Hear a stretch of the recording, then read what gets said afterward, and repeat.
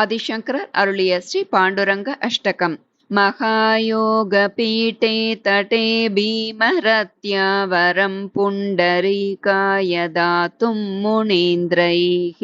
समागत्य तिष्ठन्तमानन्दकन्दं परब्रह्मलिङ्गं भजे पाण्डुरङ्गं परब्रह्मलिङ्गं भजे पाण्डुरङ्गम्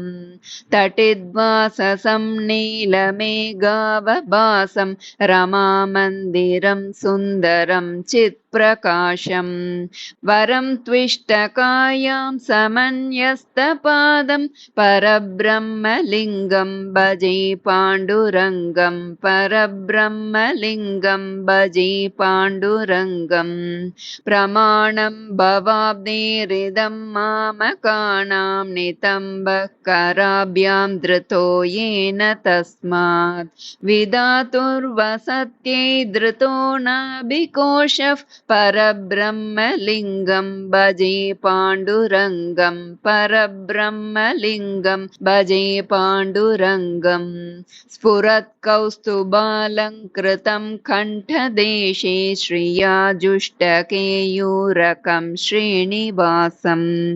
शिवं शान्तमीड्यं वरं लोकपालं परब्रह्मलिङ्गं भजे पाण्डुरङ्गं परब्रह्मलिङ्गं भजे पाण्डुरङ्गं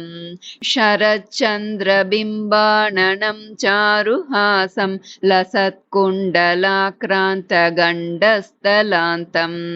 जपारागबिम्बाधरं कञ्जनेत्रं परब्रह्मलिङ्गं भजे पाण्डुरङ्गं परब्रह्मलिङ्गं भजे पाण्डुरङ्गं किरीटोज्ज्वलत्सर्वदिक्प्रान्तभागं सुरैरर्चितं दिव्यरत्नैरनर्गैः त्रिभङ्गाकृतिं बर्हमाल्यावतंसं परब्रह्मलिङ्गं भजे पाण्डुरङ्गं परब्रह्मलिङ्गं भजे पाण्डुरङ्गं विभुं वेणुनादं चरन्तं दुरन्तं स्वयं लीलया गोपवेशं ददानं गवां वृन्दकानन्ददं चारुहासं परब्रह्मलिङ्गं भजे पाण्डुरङ्गं परब्रह्मलिङ्गं भजे पाण्डुरङ्गम् अजं रुक्मिणी प्राणसञ्जीवनं तं परन्धाम कैवल्यमेकं तुरीयं प्रसन्नं प्रपन्नार्तिहं देवदेवं परब्रह्मलिङ्गं भजे पाण्डुरङ्गं परब्रह्मलिङ्गं भजे पाण्डुरङ्गं स्तवं पाण्डुरङ्गस्य वै पुण्यदं ये पठन्त्येकचित्तेन भक्त्या च नित्यं भवाम्भोनिधिं ते विदित्वान्तकाले हरेरालयं शाश्वतं प्राप्नुवन्ति हरेरालयं शाश्वतं प्राप्नुवन्ति इति श्रीमत्परमहंसपरिव्राजकाचार्यस्य श्रीगोविन्दभगवत्पूज्यपादशिष्यस्य श्रीमच्छङ्करभगवतः कृतौ श्रीपाण्डुरङ्गाष्टकं सम्पूर्णं श्रीगुरुभ्यो नमः। श्री विठ्ठलाष्टकम् सादरमाभिसमर्चित कोमल सुन्दर सदृश पदाम्बुजयुग्मं वारिजभूभव पूर्वसुरेश्वर संस्तुतमिष्टद विठ्ठलमीडे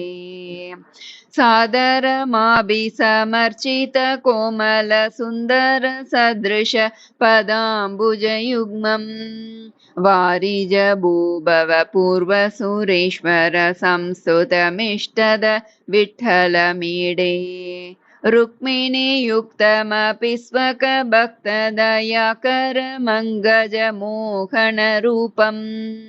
भीमरतितट सुन्दर मन्दिरमर्ति सुरद्रुम विठ्ठलमीडे कटितटी संस्थित पाणिपयो भवमुन्नत गोकुल बालकरूपम् यष्टिधरन्निज कष्ट विनाशकमष्ट विभूतिद विठ्ठलमीडे भूरि विभूषणमुच्च शुभाम्बरयुक्तमपीह दिगम्बरवेषम् ब्रह्मभवादिसुरैरपि युक्तैः सम्यगगम्य सुविठ्ठलमीडे क्षेत्रमिदं किल विठ्ठलधिष्ठितमस्ति वितस्ति परन्नणुभूमेः तत्र भक्तविमुक्तिदमीशं सर्वसुरार्चित विठ्ठलमीडे गोपवधूजन संगम शाश्वत रासविलास महोत्सवशीलम् शुद्धदिये शुभपूर्ण सुकाम्बुदि चित्रचरित्र सुविठ्ठलमीडे यस्य रमा परमा करुणेक्षां प्रार्थयतेऽर्ति तदापि परेषाम् पद्मज पूर्वसु पर्वसु पूज्यं तङ्गुणसागर विठ्ठलमीडे यस्तुलसीदलवारि समर्पण तर्पित इष्टमुरु प्रददाति तं करुणावरुणालय मुचै शुद्धदिये शुभ विठ्ठलमीडे विठ्ठल संस्तुतमष्टकमेतन्मुद्गल निर्मितम् इष्टविधेयः पठति शृणोति च विठ्ठलरूपी यच्छति वाचति मस्य रमेशः विठ्ठल विठ्ठल विठ्ठल विठ्ठल विठ्ठल विठ्ठल विठ्ठलमित्तं ध्यायति गायति हृष्यति रोदिति नृत्यति केलति सादरमुक्त्वा भक्तियुतः पुलकाङ्कितगात्रो धन्यतमोहर हर्योपास्ते विठ्ठल देवदयामृतसेका दुर्विषयोर्मिळ संसृतिहारी विठ्ठल देवदयामृतसेका दुर्विषयोर्मिळ संसृतिहारी। श्री विठ्ठल आरती। युगे 28 विटेवरी उभा वामांगी रकुमाई दिसे दिव्य शोभा पुंडलिकाचे बेटी परब्रह्म आलिंगा चरणी वाके भीमा उद्धारी जग जय देव जय पांडुरंगा रकुमाई वल्लभा राईचे वल्लभा पावे जेवलगा जय देव तुळसी माळाಗಳ करटे ऊणी काटी कांसे पीतांबर कस्तूरी लल्लाटी देवसुरवर नित्य येती बेटी गरुड हनुमंत पुढे उभे राहती जय देव जय पांडुरंगा रकुमाई वल्लभा राईचे वल्लभा पावे जेवलगा जय देव धन्य वेणुनाद अणुक्षेत्र पाळा सुवर्णाची कमळे वनमाळाಗಳ राई रखुमाबाई राणी या सकळा ओवळीती राजा विठोबा सावळा जय देव जय पांडुरंगा रखुमाई वल्लभा राईचे वल्लभा पावे जेवलगा जय देव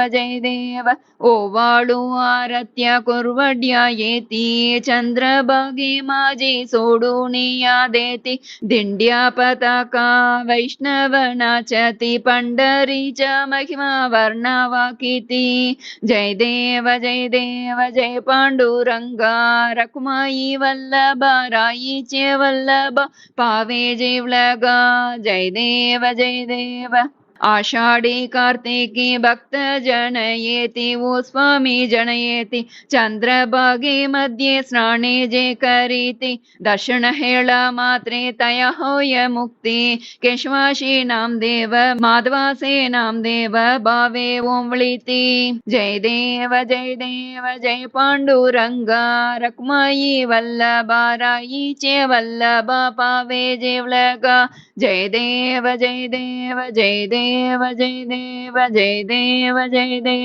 पंढरीनाथ महाराज की जय। पंडरी क्षेत्र की जय।